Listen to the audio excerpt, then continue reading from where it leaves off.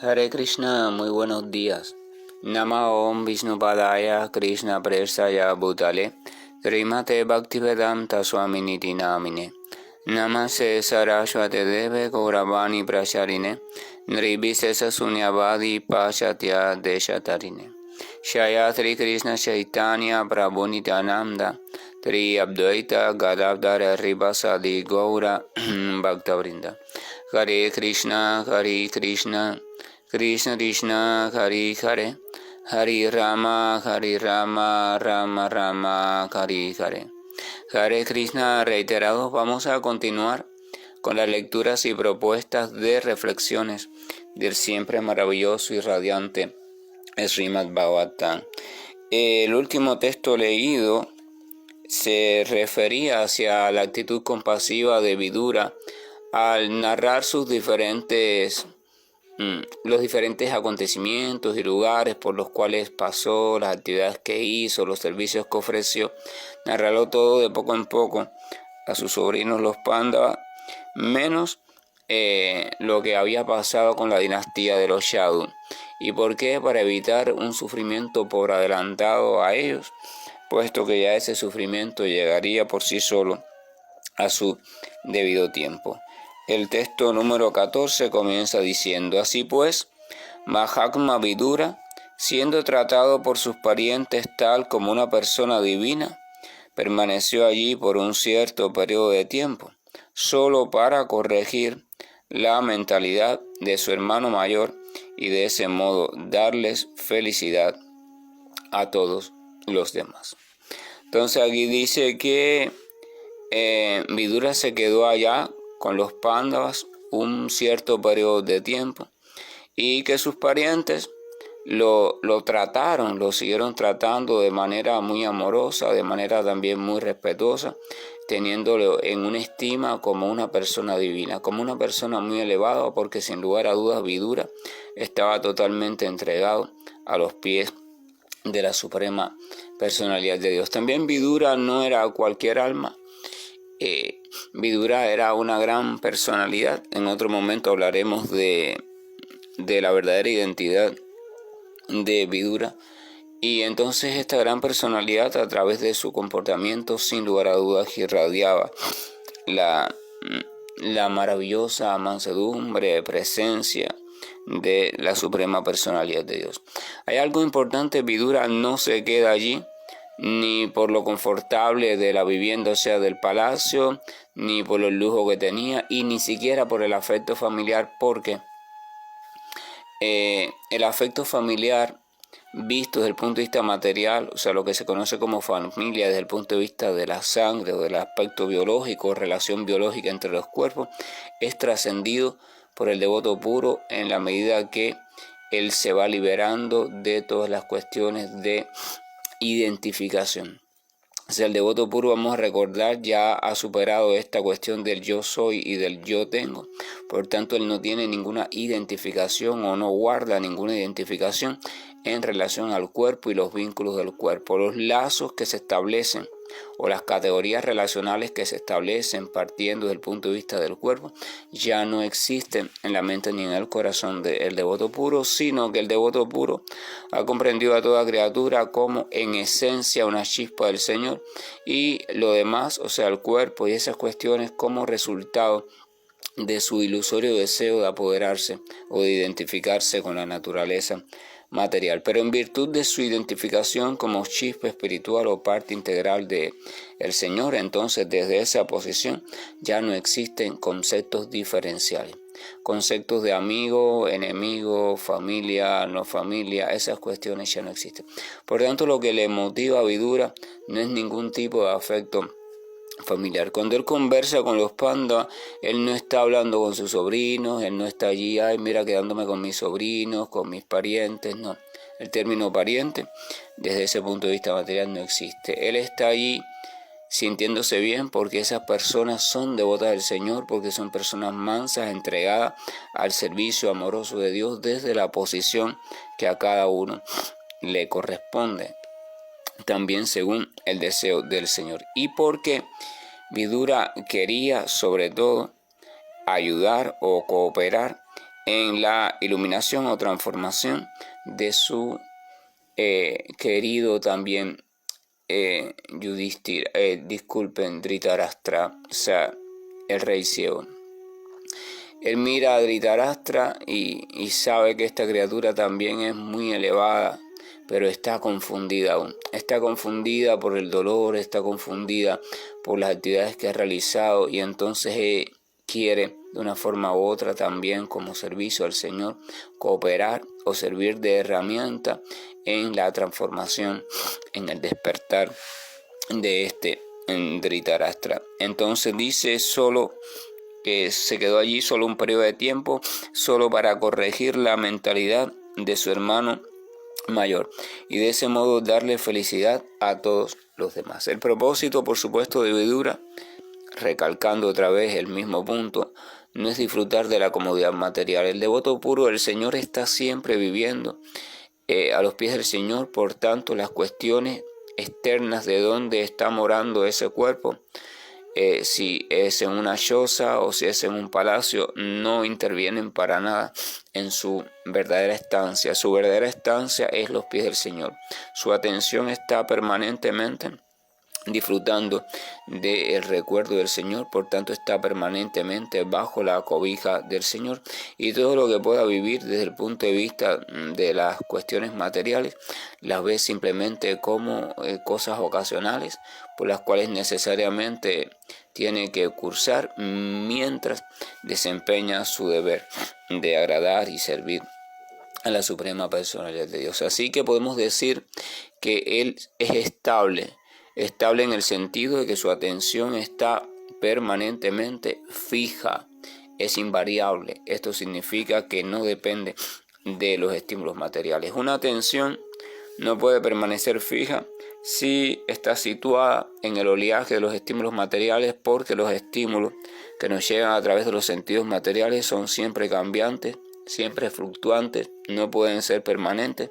Así que aquel que solamente dependa de ese tipo de estímulos o esté situado en ese tipo de conciencia o perspectiva, inevitablemente está destinado a la inestabilidad, a una vida inestable. Y una vida inestable, por supuesto, no es apta para despertar la inteligencia y mucho menos tampoco para ocuparse de manera definida en el servicio amoroso del Señor. Por eso el Bhagavad Gita, Señor Krishna dice que la mente de aquellos que no son resueltos, que no están bien definidos en la vida, que no saben qué quieren hacer con ella, entonces es muy inestable, y una mente así no puede encontrar paz, y sin paz no hay felicidad posible.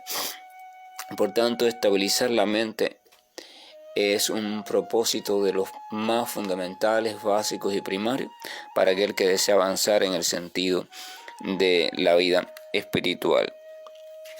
Entonces los textos continúan diciendo: el tiempo eterno e insuperable se apodera sin duda alguna y de forma imperceptible, o sea, muy sutilmente, poquito a poco, de aquellos que están demasiado apegados a los asuntos materiales de la vida familiar y que siempre están absortos en ello. El punto de la identidad, o sea, lo querramos o no, cuando estamos en este mundo material y cuando aún no estamos de nuevo despiertos en el verdadero sentido de la existencia, vamos a ser atrapados y capturados por los diferentes encantos y supuestos deberes de las relaciones que vamos a ir estableciendo en este mundo. La criatura, sin lugar a dudas, también es una maquinaria con un componente o una tendencia relacional. O sea, la criatura tiene la tendencia a relacionarse, los animales, todo tiene la tendencia a relacionarse de un modo u otro. Por tanto, el ser humano, por supuesto, también la tiene. Por eso se dice que un ser social. Ahora, esa tendencia con el paso del tiempo va a ir entretejiendo o va a hacer que tomemos diferentes decisiones en la vida, asumamos diferentes comportamientos, creamos diferentes patrones de pensamiento que van a ayudar a entretejer una red o un tejido cada vez más complejo y entramado, cada vez más apretado, donde llega un momento en que ya no se puede divisar ni siquiera los hilos que conforman a ese tejido.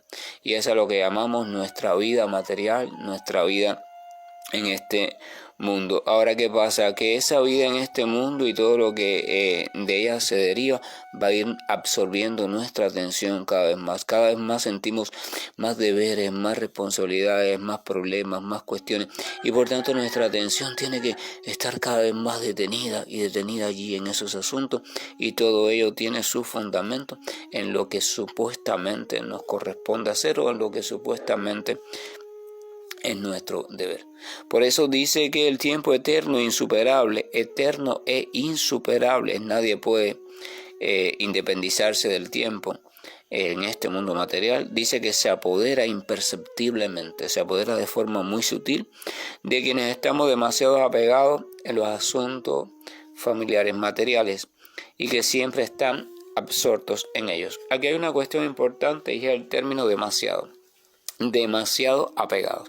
Inevitablemente hay que aceptar cierto tipo de apego, cierto tipo de identificación con el mundo material y con aquellas personas con las cuales nos relacionamos y con aquellos que han surgido en función de nuestras decisiones, pero tenemos también que conocer cuál es la medida sana o la medida justa, cuál es la medida imprescindible. Así como cuando se habla del autocontrol, se habla de, por ejemplo, el autocontrol en cuanto a los sentidos materiales. No comer más de lo necesario, no comer menos de lo necesario, no descansar más de lo necesario, no descansar menos, o sea, tratar de buscar el equilibrio en la vida. Eso también forma parte de la preparación para el control de la mente y los sentidos. De la misma forma sucede con el vínculo relacional o la dependencia relacional afectiva. O sea, solamente la necesaria, solamente aquella que es necesaria para mantener alimentado un poco el corazón acá en este mundo material, pues las relaciones son necesarias, pero en el límite justo, en el límite equilibrado, no demasiado apegado, porque si uno se compenetra demasiado desde el punto de vista material, esto significa que usted se identifica con las cualidades materiales de las otras personas. Con su cuerpo, con su forma de hablar, con su forma de pensar, todo aquello que está relacionado de una forma u otra a su expresión material. Entonces usted se está olvidando de que esas cualidades o expresiones a través de la energía material, primero, son transitorias y temporales, y segundo, eso significa que en cualquier momento van a cambiar y también en cualquier momento van a dejar de estar en su vida. Entonces, como usted se enraizó demasiado en eso transitorio, más de la cuenta, más de lo necesario, va a venir inevitablemente el arrastre o sufrimiento tras el cambio o la pérdida de ese elemento o de ese objeto de atracción.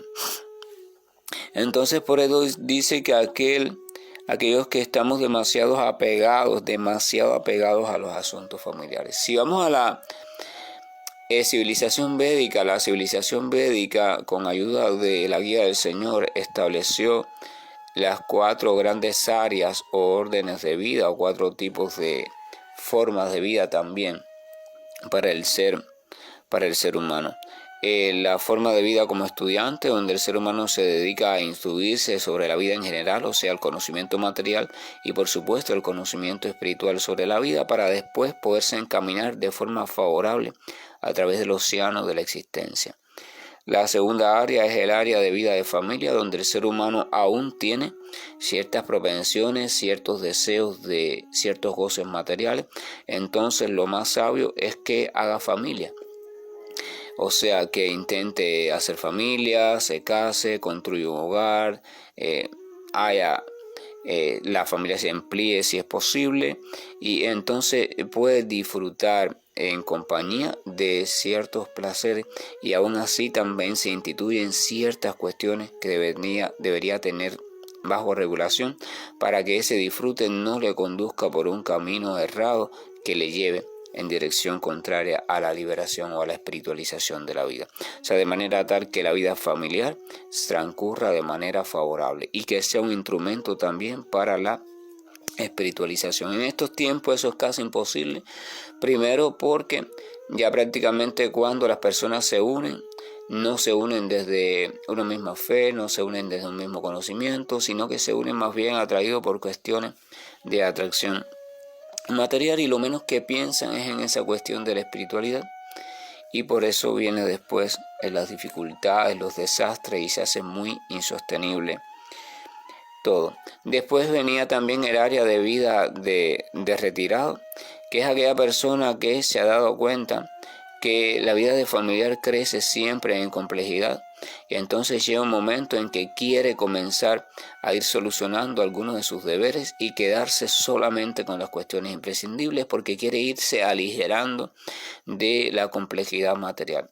Entonces, si hizo familia y por ejemplo ya los hijos están grandes, se va aislando un poco, va dejando todo en manos de sus hijos, responsabilidades y cuestiones. Estoy hablando del pueblo védico en su momento, donde también los hijos eran educados en la responsabilidad, y esta persona se va deshaciendo de la mayor parte de sus compromisos y se va quedando con lo imprescindible.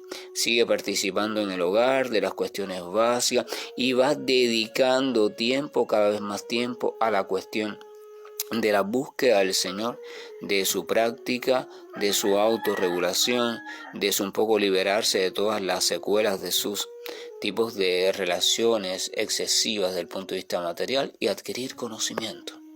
Y entonces después, por último, está la etapa de vida de samnyasa o de renuncia, que es donde la persona ya de forma progresiva ha logrado liberarse por completo de toda identificación o apego material. O sea, ella puede permanecer incluso en cualquier sitio, pero ya no siente identificación, ni siente deseo de posesión, ni nada. O sea, ya su mente está completamente estable y fija, y entonces puede abandonarse por completo en la presencia del Señor, o en el pensar y en el hacer todas las cuestiones únicamente para el agrado del Señor Supremo. En esas 4 áreas o 4 grandes divisiones de la vida social propuesta de manera científica por los Vedas, o por aquello, o por el Señor a través de los Vedas, se organiza perfectamente y de forma progresiva y evolutiva la vida humana, de tal manera que la entidad viviente pueda desarrollarse perfectamente en la sociedad, o sea, como ser humano, ir transitando por las diferentes etapas del desarrollo como ser humano, e ir al mismo tiempo preparando la base para la liberación, o sea, la espiritualización perfecta de la existencia, de modo progresivo y natural, de un modo organizado y sabio, guiado por un conocimiento sólido, perfectamente también establecido. Si uno logra comprender eso, entonces uno empieza a tomar medidas de providencia y trata de no hacer esto que dice aquí. O sea, trata de observar, o trata más bien de observar esto que dice aquí, cómo uno se va identificando de forma desmedida con las cuestiones de los asuntos materiales de la existencia. Entonces uno tiene que comenzar un proceso de observación. Uno tiene que descubrirse a sí mismo, porque mientras que uno no se sitúe en el centro del análisis y siga analizando a los otros, y uno no se autoobserve, bueno, ¿cuál es mi posición con respecto a esto? Voy a comenzar a observar hasta qué punto yo estoy tan compenetrado, tan identificado, tan adherido, tan apegado, tan dependiente de las cuestiones desde el punto de vista material, o sea, de las relaciones establecidas a partir del cuerpo, y hasta qué punto toda mi vida está girando sobre esto. Porque dice que aquellos que están demasiado apegados a los asuntos familiares, materiales, y que siempre están absortos en ello, dice que el tiempo eterno se va apoderando imperceptiblemente de ellos. El tiempo se va adueñando de ellos, o sea, se les va yendo el tiempo sin darse cuenta y sin ocuparse de lo verdaderamente esencial. Ese es el mensaje. Más adelante dice Mahatma Vidura, que sabía todo eso perfectamente, por tanto, se dirigió a Dhritarashtra y le dijo: mi querido rey, por favor sal de aquí de inmediato, no te demores más, tan solo fíjate cómo el miedo se ha apoderado cada vez más de ti. Aquí hay algo interesante, porque Vidura, al dirigirse a Dhritarashtra, que era su hermano, de hecho Dhritarashtra era mayor que Vidura desde el punto de vista de la familia o la relación consanguínea material, no le dice hermano, sino le dice mi querido rey, o sea, mi querido rey. Eso significa lo que hablábamos anteriormente, la concepción de familia desde el punto de vista de relación material ya no existe en el devoto puro, ha sido trascendida. Y por tanto él no ve a Dhritarashtra como hermano en ese sentido. Entonces él se comporta como un Shudra, o sea, como un sirviente, y lo ve, bueno, él es el rey desde el punto de vista social, así que hay que respetarlo en ese sentido, hay que llamarlo rey, porque así lo indica el protocolo. El devoto no tiene problema con los protocolos.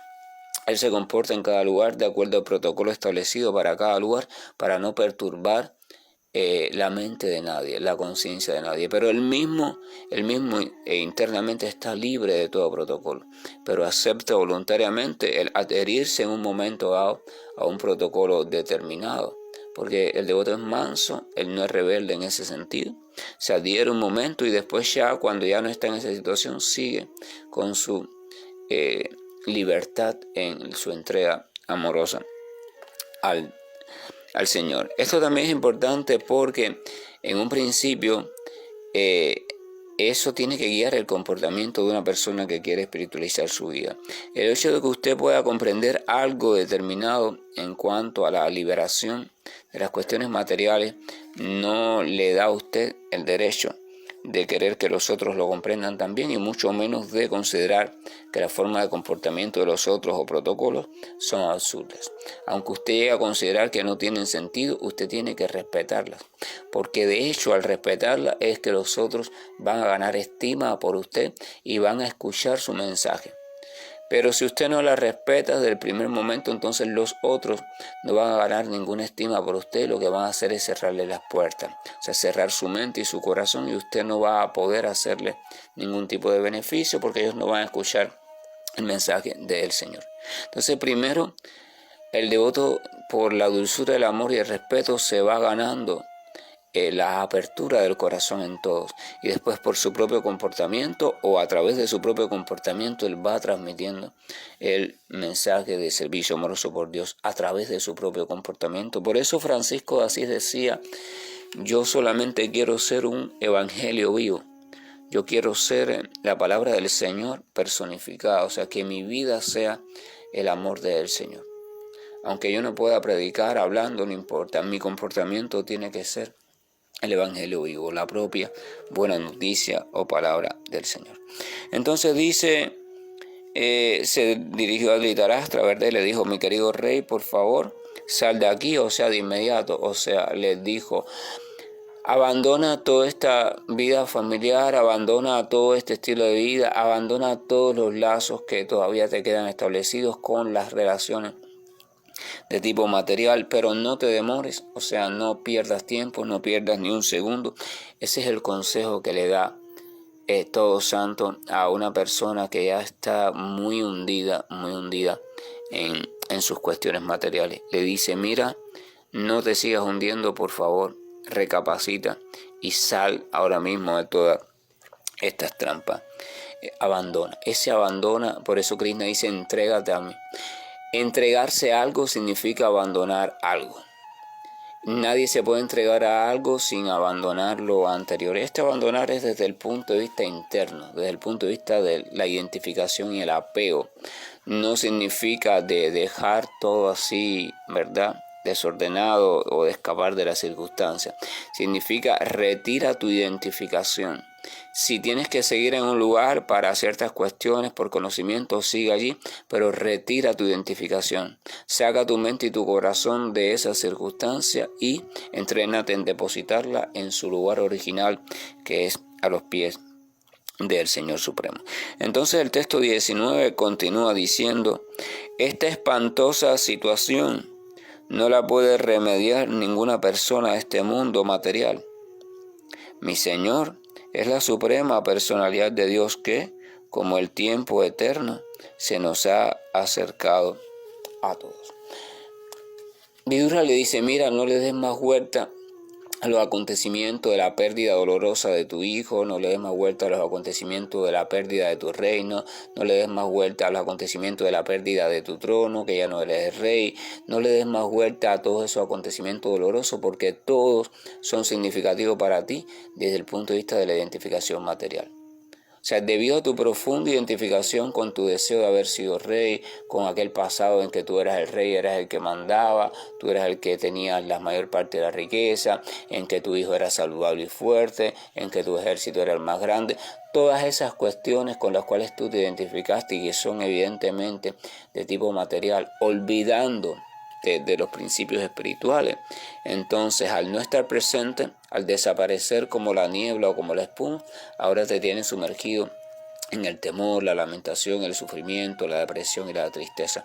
De esa situación nadie te puede sacar, le dice Vidura. Por eso comienza diciendo: esta espantosa situación no la puede remediar ninguna persona de este mundo material. Le está diciendo indirectamente: debes ir al refugio del Señor, debes buscar total consuelo, total alivio en el Señor Supremo. Así que abandona todo este tipo de pensamiento, abandona toda esta nebulosa, abandona todo este círculo en el cual te estás oscureciendo cada vez más. Porque mi Señor, la suprema personalidad de Dios, que como el tiempo eterno, o sea, en la forma del tiempo eterno, se nos ha acercado a todos. O sea, el Señor se nos está, en forma del tiempo, nos está acercando a todos. O sea, el tiempo se nos está agotando a todos, así que no permita que el tiempo de esta vida se te acabe hundido en esa circunstancia, porque si Dhritarashtra le llegaba la muerte hundido en ese estado de tristeza y lamentación, entonces en su vida posterior era poco probable que pudiera nacer como ser humano. Porque al estar ocupado completamente en esa oscuridad, en ese hundimiento, iba a ser colocado entonces en un estado de vida o en un cuerpo o en un plano de conciencia donde la oscuridad y el hundimiento fuera lo natural. Entonces ese plano de conciencia no es el plano de conciencia humana. Y continúa diciendo: quien quiera que esté bajo la influencia del tiempo supremo debe entregar su muy querida vida, y ni qué hablar de otras cosas tales como riqueza, honor, hijos, tierra y hogar. O sea, todos estamos llamados, porque todos estamos bajo la influencia del tiempo eterno en este mundo material. Llega un momento en que debemos considerar, en que debemos entregar todo aquello que supuestamente es nuestro. Tenemos que desprendernos de todo. Tenemos que desprendernos del concepto de familia, del concepto de hijo, del concepto de género, hombre, mujer, incluso, por último, del concepto de nuestra propia identidad y nuestra propia esencia. Llega un momento en que ya por último nuestra propia vida la tenemos que entregar. O sea, ponerla a disposición del amoroso Señor Supremo. Esa es la verdadera posición de la entidad viviente, y solo a partir de ahí es que la entidad viviente puede comenzar a volver a retoñar, por decirlo así, desde su verdadera esencia, o sea, como criatura espiritual, sierva amorosa del Señor. Y solo a partir de ahí es que viene el conocimiento real, que no se obtiene por ningún libro, y viene también el amor real, que no se obtiene tampoco por ningún ritual. Y en pos del tiempo que ya se nos acaba, vamos a detener este momento aquí. Vidura es un gran alma, Vidura es un gran santo, Vidura está a los pies del Señor, Vidura está perfectamente situado, Vidura es por tanto un maestro espiritual perfecto y está enseñando, pero la enseñanza de un maestro espiritual, la enseñanza esencial y verdadera, siempre está llena de sustancia eterna.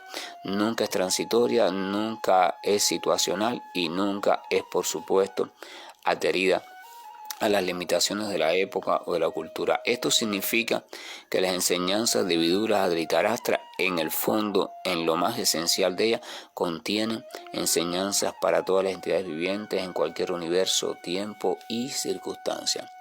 Si reflexionamos y meditamos lo suficiente en ellas, no desde el punto de vista académico ni lingüístico, sino desde el punto de vista de un corazón abierto mientras cantamos los santos nombres del Señor y nos abrimos a recordar estas enseñanzas de Vidura y las que faltan todavía, porque faltan algunos textos.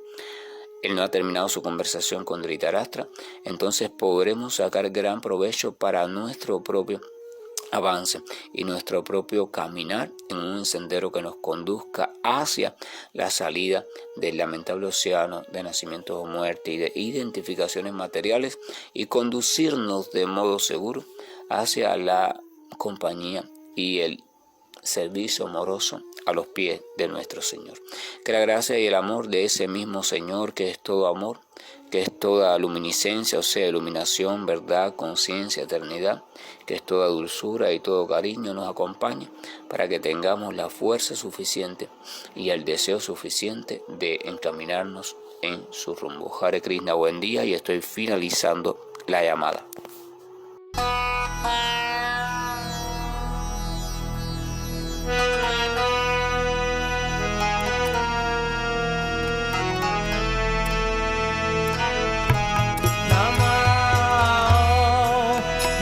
Padaya Krishna Prasthaya Bhutale Srimate Bhaktivedanta Swami Nichinamine Namaste Sarasvati Devam Gauravani Pracharini Nirvishesha Shunyavadi Vasacha Deshatarine Shri Krishna Chaitanya Prabhu Nityana